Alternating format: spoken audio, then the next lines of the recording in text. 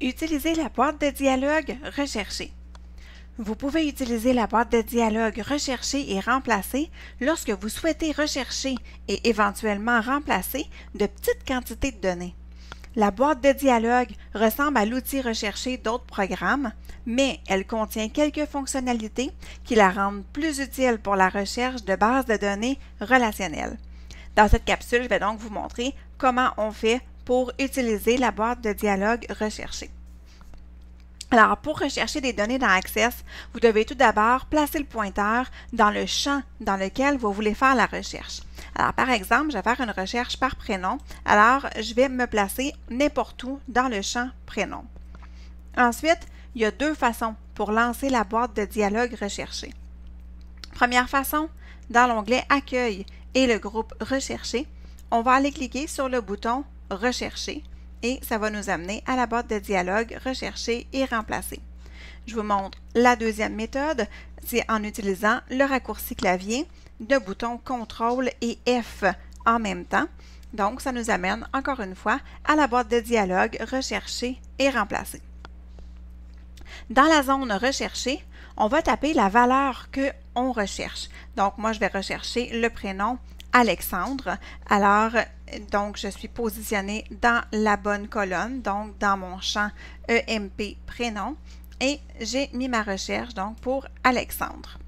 Ensuite, dans la zone Rechercher dans, qui est juste ici, là, on a plusieurs choix.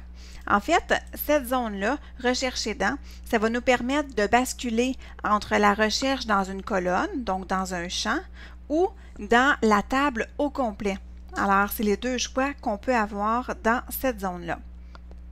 Ensuite, moi, je vais laisser là à champ actuel, étant donné que je suis déjà positionnée dans mon champ prénom. Dans la zone où va déterminer quelle partie d'un champ l'opération de recherche tente d'établir. Donc, on a le choix avec n'importe où dans le champ, qui va rechercher une correspondance à partir de toutes les valeurs possibles. On a champ entier qui va rechercher des informations correspondant exactement à la recherche saisie.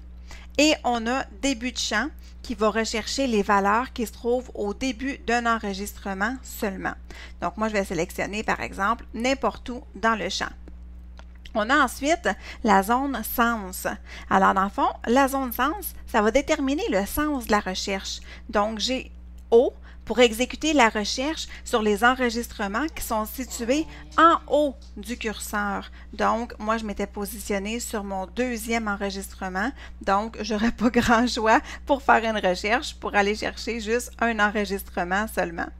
J'ai l'option bas aussi pour exécuter la recherche sur les enregistrements qui sont situés en dessous de mon curseur. Et je peux sélectionner aussi tout pour exécuter la recherche sur l'ensemble des enregistrements, donc à partir du début des enregistrements. Alors, je vais sélectionner tout. Ensuite, j'ai deux cases à cocher. Respecter la case et rechercher les champs mis en forme. La petite case à cocher, respecter la case, ça va rechercher les valeurs qui vont correspondre à la chaîne de recherche en respectant les majuscules. Pour la case à cocher, rechercher les champs mis en forme, ça va être une recherche basée sur un masque de saisie ou une mise en forme. Donc, cette option-là est disponible juste quand on effectue une recherche dans un champ pour lequel on a fait une mise en forme ou un masque de saisie. Alors, maintenant qu'on a vu les détails de tous les contrôles, j'ai mis ma valeur dans la recherche, j'ai indiqué mes options de contrôle ici. Quand j'ai terminé, j'appuie sur le bouton suivant et ça va m'amener à ma recherche. Donc, vous voyez ici, donc, Access est allé me chercher ma première valeur avec Alexandre et je peux appuyer sur suivant pour aller chercher les valeurs suivantes. Et quand Access a fait le tour de la base de données, donc, je vais recevoir une petite boîte de dialogue, un petit avertissement pour me dire qu'Access a fini de chercher les enregistrements, tout simplement. Alors voilà, c'est comme ça qu'on peut utiliser la boîte de dialogue recherchée dans Access.